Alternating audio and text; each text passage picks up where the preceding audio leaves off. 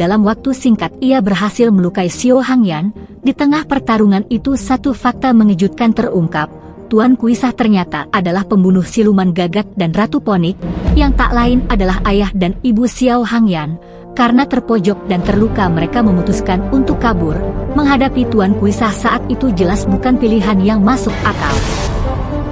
Sesampainya di rumah, Changping An yang terhubung dengan Guru Yin lewat mimpi. Tanpa disadari ia sedang diawasi oleh Xiao Hangyan dan adik-adiknya. Mereka mengira Changping An hanya mengigau dalam tidurnya tanpa tahu bahwa ia sedang berkomunikasi secara spiritual.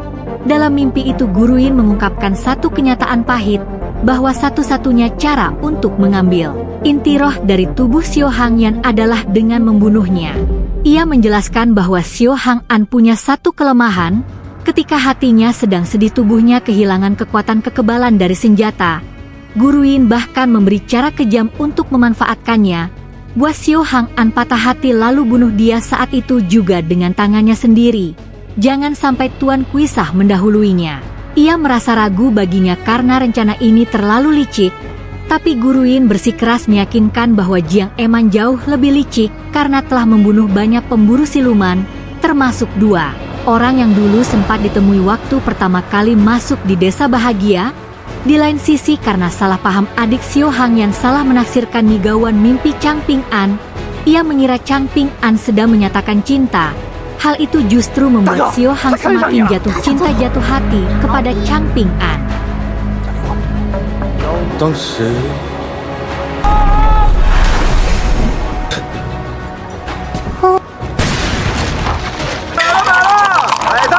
Shin berpindah ke Tuan Kuisah yang kini sedang berada di area perjudian.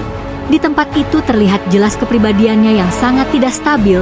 Di satu sisi ia adalah pendekar tangguh dan berwibawa, tapi di sisi lain ia terobsesi berat dengan uang dan kekayaan. Melihat kesempatan itu Changping An bersama Xiao Hangyan dan ketiga adik silumannya langsung menyerang. Pertarungan sengit tak terhindarkan lagi.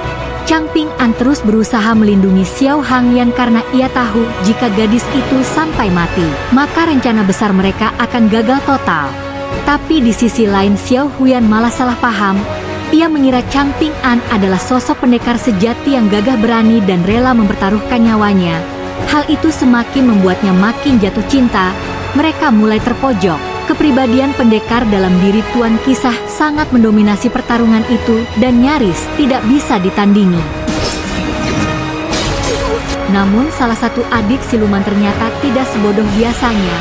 Ia memanfaatkan suasana arena perjudian dan menebar uang perak untuk memancing sisi tamak Tuan Kisah keluar. Rencana itu pun berhasil saat kepribadian tamaknya mengambil alih. Tuan Kisah menjadi sangat lengah. Momen itu langsung dimanfaatkan Xiao Hangyan untuk menghabisinya. Dan serangannya berhasil menumbangkan pendekar iblis tersebut.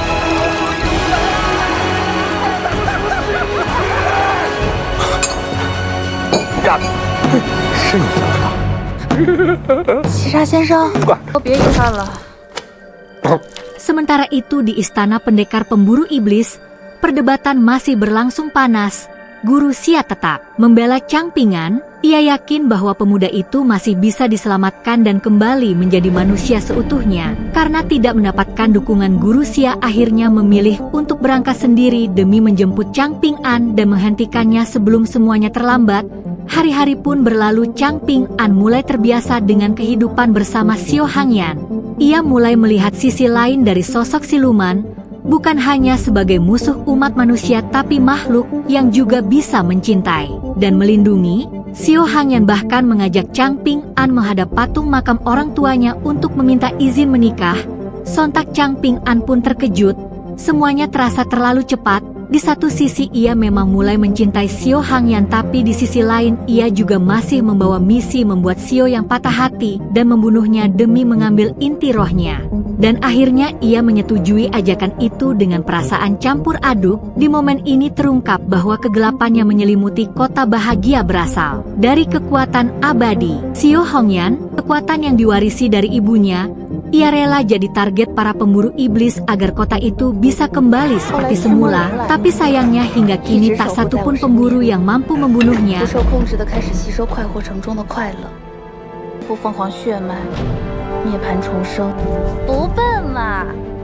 Hari pernikahan pun tiba. Menjelang ijab kabul keraguan melanda Chang Ping An. Guru Yin datang bukan hanya membujuk tapi langsung menunjukkan jasad Guru Xia yang selama ini merawat Chang Ping An sejak kecil tewas dibunuh oleh Xiao Hangyan. 以后向洪天求死，是为了点破绽。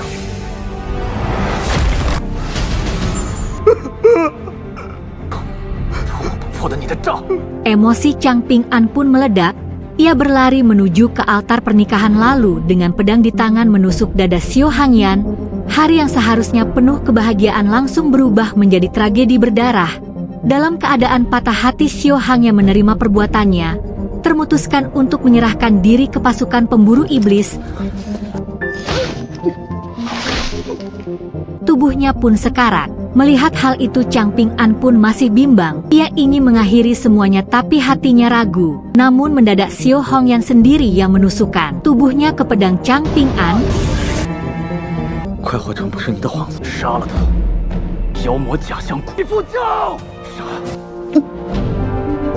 Akhirnya menghembuskan napas terakhir di pelukan tubuh Chang Ping An. Tubuh Chang Ping An pun mulai bereaksi. Lalu sesuatu yang mengejutkan terjadi. Dari tubuhnya muncul sosok siluman besar, roh siluman kera yang sangat jahat, makhluk legendaris yang dulunya disegel oleh Buddha ribuan tahun yang lalu. Dan disinilah semua rahasia terbongkar. Guru Yen ternyata adalah dalang dari segalanya. Ia bukanlah manusia biasa, melainkan siluman pengabdi siluman kera. Dahulu saat siluman kera kalah, Guru Yen menyelamatkan jiwanya dengan menyegelnya ke dalam tubuh bayi Chang Ping An. Sejak awal ini adalah rencana licik Guru Yin. Ia memancing kemarahan, kehancuran dan rasa sakit agar segel itu pecah. Semua kematian yang terjadi hanyalah bagian dari skenario busuk yang telah dirancangnya. Seluruh pasukan pendekar pemburu iblis yang datang pun tidak menyangka akan kejadian tersebut. Mereka berusaha menyegelnya kembali, namun semua sia-sia karena kekuatannya yang sangat besar. Siluman kera mulai membantai semua orang yang ada di sekelilingnya termasuk Chang Ping An.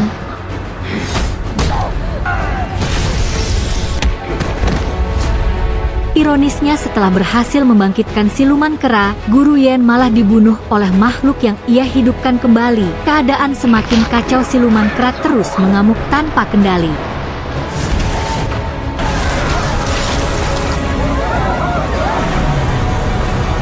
Desa bahagia porak-poranda. Tidak hanya para pendekar tapi juga warga yang tak bersalah menjadi korban keganasan siluman kera. Namun harapan tak sepenuhnya padam. Tiba-tiba Chang Ping An terbangun kembali.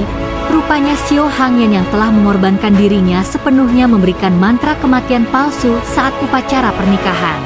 Agar suatu saat Chang Ping An bisa hidup kembali jika ia terbunuh oleh pemburu siluman. Tindakan itu adalah wujud cinta terakhirnya, diliputi rasa bersalah dan penyesalan yang mendalam. Chang Ping An menyaksikan kehancuran di sekelilingnya. Siluman kera benar-benar berada di luar kendali. Para pendekar pembasmi siluman bersatu mengerahkan seluruh kekuatannya untuk menyegel makhluk buas tersebut, namun semuanya sia-sia.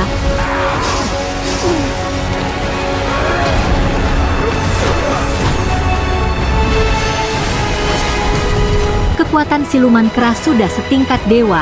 Dalam kondisi kecewa dan penuh rasa bersalah, Chang Ping An mengambil satu keputusan nekat. Ia kembali ke lokasi inti roh dapeng yang pernah ditemukan bersama Xiao Hangyan. Dengan tekad bulat ia menelan inti tersebut, mengorbankan kemanusiaannya untuk menjadi siluman abadi demi menyelamatkan dunia.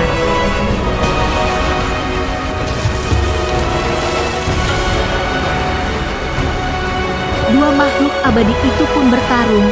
Ledakan energi, bentrokan kekuatan dan dentuman jurus-jurus maha dahsyat mengguncang seluruh penjuru tanah.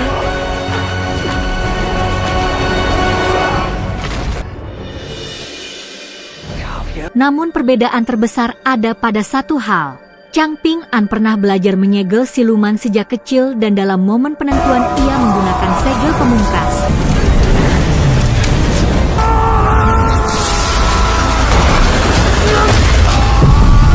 Tapak kuda teknik yang dulunya digunakan untuk menyegel siluman kera ribuan tahun yang lalu, dengan kekuatan dan pengorbanan besar Chang Ping An akhirnya berhasil menyegel siluman kera kembali ke alam kekosongan. Dan langit kembali cerah. Kemudian desa bahagia perlahan mulai kembali seperti semula, dan kedamaian kembali hadir. Di momen akhir cerita, Changping An kembali bertemu dengan cinta sejatinya Xiao Hangyan dan film tamat. Terima kasih sudah menonton video ini, tolong bantu like, subscribe, dan share ke teman-teman biar makin luas jangkauan video ini. Terima kasih, sampai jumpa di video yang lain.